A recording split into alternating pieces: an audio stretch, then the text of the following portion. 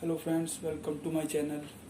और आज हम देखते हैं CSS के चैप्टर 2 के बारे में बात करेंगे। ठीक है, एलिमेंट सेलेक्टर के बारे में बात करेंगे। क्या होता है एलिमेंट सेलेक्टर? ठीक है, तो आइए देखते हैं एलिमेंट सेलेक्टर के बारे में। फटाफट हम थोड़ी डिटेल में जान लेते हैं पहले। एलिमेंट सेलेक्टर क्या होता है? एलिमेंट सेलेक्टर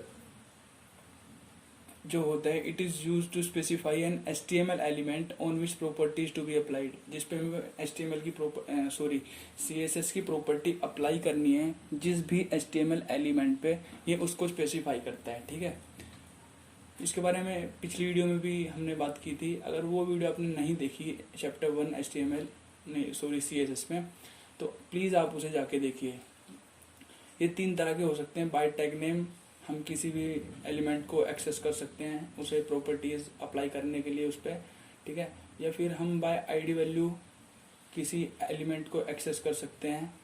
ठीक है, या फिर क्लास वैल्यू के थ्रू भी हम किसी एलिमेंट को सिलेक्ट कर सकते हैं उस पर CSS की प्रॉपर्टी अप्लाई करने के लिए। ठीक है, तो हम बात करते हैं टैग नेम से कैसे करते हैं। Tag name, it is the name use in HTML selection of all element which has the same tag name. ये होता है जैसे कि कोई मान लेते हैं, ये हमने एग्जांपल के थ्रू हम आपको समझाने की कोशिश करते हैं। जैसे ये मैंने एक पैरा लिखा, ठीक है, अपने HTML फाइल के अंदर P टैग शुरू किया, P टैग क्लोज किया। तो अगर मैं टैग नेम से इस एलिमेंट को सेलेक्ट करना चाहता हूँ और उस पर CSS प्रॉपर्टी करना चाहता हूँ अप्लाई, तो मैं सीधे लिखूंगा टैग नेम। ठीक है, टैग नेम कर्ली ब्रेसेस लिखूंगा और उसके अंदर अपना CSS का कोड लिख दूंगा। ठीक है, ये कुछ नहीं है दोस्तों, बीच में मैंने लाइंस बेसिकली मैंने सेपरेशन के लिए ये ऐसे ऐसे कर दिया है। ठीक है, अब हम देखते हैं बाय आईडी वैल्यू। ठीक है, आईडी वैल्यू क्या होती है? It is unique for HTML element. किसी भी HTML एलिमेंट को एक ID दे देते हैं हम। ठीक है, फिर हम उस ID के थ्रू उस एलिमेंट को एक्सेस कर लेते हैं। ठीक है, किसी भी पर्टिकुलर एलिमेंट को हम एक्सेस करते हैं। ठीक है, तो इसमें जो इसका जो सिंटेक्स होता है, ठीक है, जैसे किसी पैराग्राफ पे, इस पैराग्राफ पे हमें HTML फाइल में ये पैराग्राफ है हमारे, इस पे हमें करनी है CSS प्रॉपर्टी को अप्लाई। तो इसका जो तरीका है, ठीक है, वो तरीका है कि हम लिखेंगे ID नेम। जैसे मैंने कोई ID दी किसी एलिमेंट को और ID का नेम दे दिया मैंने I1। ठीक है, वो हम अभी प्रोग्राम के थ्रू समझेंगे। ठीक है, और फिर लेकिन ID नेम से पहले, जो ID नेम हमने दिया हुआ उससे पहले हम लगाते हैं हैश का मतलब होता है कि ये हम ID वैल्यू के थ्रू हम एलिमेंट को सेलेक्ट कर रहे हैं। ठीक है, फिर सेम वही कर्ली ब्रेसेस। ठीक है, और कर्ली ब्रेसेस के बाद अंदर ये हम लिखते हैं अपने स्टेटमेंट्स, मतलब जो हमें कोड लिखना है। ठीक है, फिर हम बात करते हैं क्लास वैल्यू की।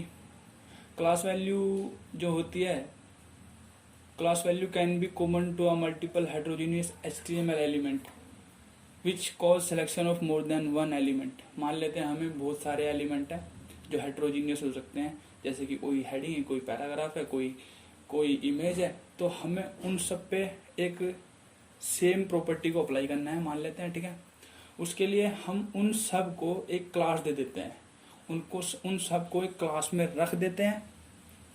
क्लास में रखने के बाद जैसे ये है, ठीक है,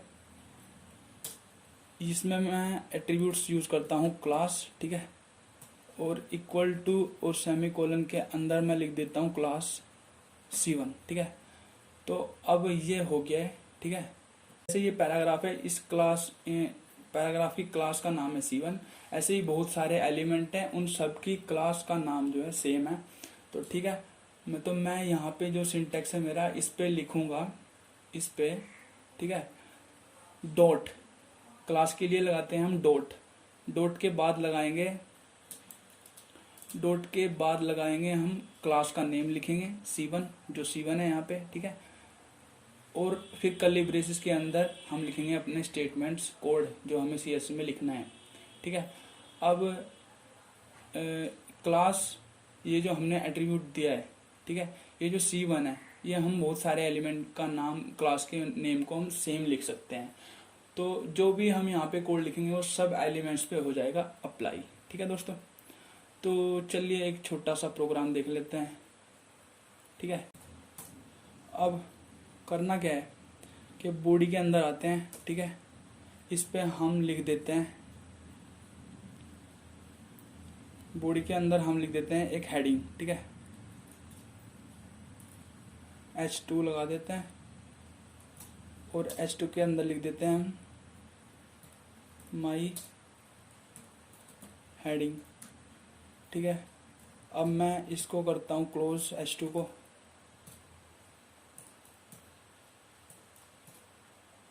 और H2 के अंदर मैं लिख देता हूँ, पहले टैग नेम से हम एक्सेस करते हैं। ठीक है, तो हम बेसिकली जाते हैं अपने हेड में।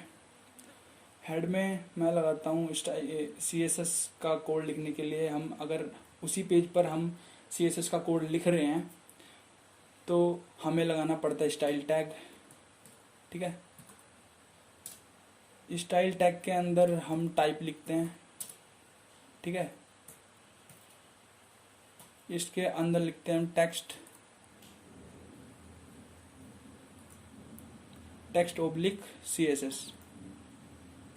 ठीक है, अब स्टाइल टैग को हमने यहाँ पे चलाया, फिर स्टाइल टैग को करते हैं क्लोज, और इसके अंदर फिर हम टैग नेम मतलब हम यहाँ पे लगाते हैं टैग नेम से हम एक्सेस करते हैं अपने HTML एलिमेंट को। तो हम सीधे लिखेंगे H2। ठीक है, और फिर यहाँ पे लिखेंगे HTML की कोडिंग, जैसे कलर, आपको सिंटेक्स मैंने पहले बताया था, कलर रेड, सॉरी रेड की स्पेलिंग गलत, कलर लगाते हैं रेड, और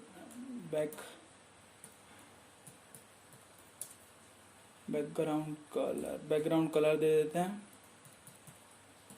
बैकग्राउंड कलर में दे देते हैं ब्लू। ठीक है, मैंने ब्लू दे दिया है। मैंने 2 प्रॉपर्टी इस पे ऐड की हैं। ठीक है, इसको मैं करता हूँ गूगल क्रोम, और ये देखिए दोस्तों हमारा आ गया माई हेडिंग। ठीक है, ओ पर कलर तो रेड आ चुका है लेकिन बैकग्राउंड कलर नहीं आया ब्लू। तो देखते हैं हम क्यों नहीं आया।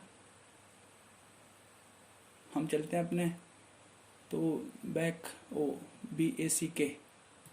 हमने स्पेलिंग गलत किया। ठीक है, फिर से करते हैं, फिर से चलते हैं, तो ये देखिए आ गया, boom guys.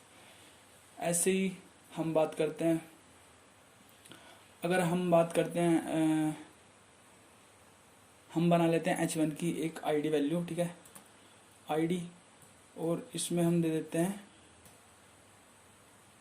I1।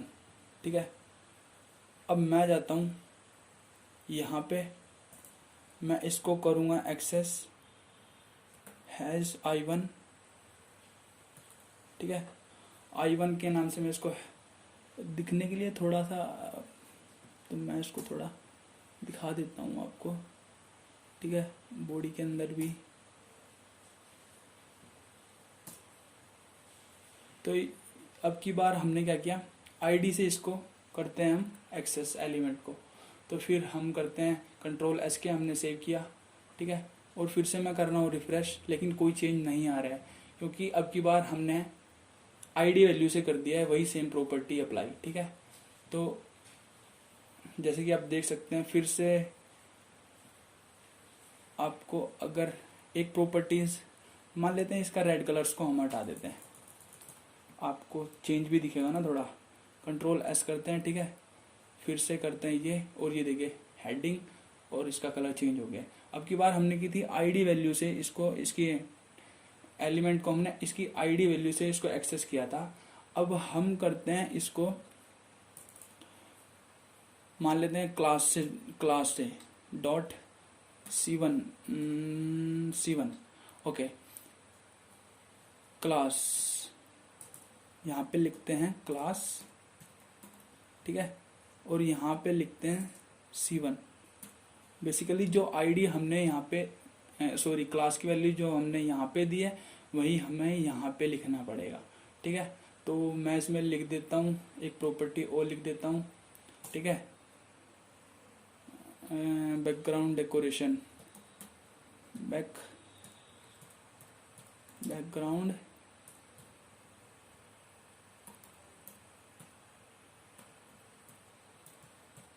Background decoration में दे देता हूँ मैं अंडरलाइन।